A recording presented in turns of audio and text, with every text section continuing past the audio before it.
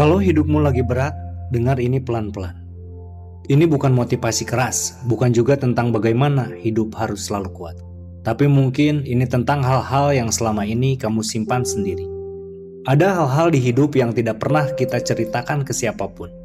Bukan karena tidak ada yang peduli, tapi karena kita lelah menjelaskan. Kita sudah terlalu sering mencoba bercerita, namun merasa tidak benar-benar didengar. Akhirnya kita memilih diam, bukan karena tidak butuh ditemani, tapi karena saat itu diam terasa lebih aman daripada harus menjelaskan semuanya dari awal.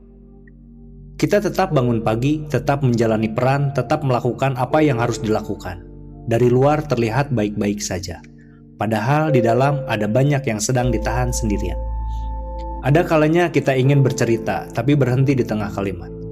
Bukan karena ceritanya tidak penting, tapi karena kita takut tidak dimengerti. Takut dianggap berlebihan. Atau lebih menyakitkan lagi, takut setelah bercerita, rasa berat itu tetap harus kita bawa sendiri. Jadi kita belajar menenangkan diri sendiri, belajar terlihat kuat, belajar menyimpan hal-hal yang sebenarnya ingin kita ceritakan. Dalam psikologi, memendam tidak selalu berarti lemah. Kadang itu adalah cara bertahan ketika energi kita tidak cukup untuk menjelaskan semuanya. Stoik mengajarkan bahwa tidak semua rasa sakit harus dilawan. Beberapa cukup diterima, disadari keberadaannya, lalu dibiarkan lewat. Ketika waktunya tiba, kesendirian bukan selalu tanda gagal. Kadang itu fase ketika hidup sedang membentuk kita, tanpa suara, tanpa penonton, tanpa tepuk tangan. Ada fase di mana kita tidak butuh jawaban, tidak butuh nasihat, tidak juga butuh seseorang untuk memperbaiki keadaan. Kita hanya ingin merasa dimengerti, meski tanpa kata-kata. Merasa bahwa apa yang kita rasakan itu masuk akal dan wajar untuk dirasakan. Karena tidak semua luka bisa dijelaskan dengan rapi.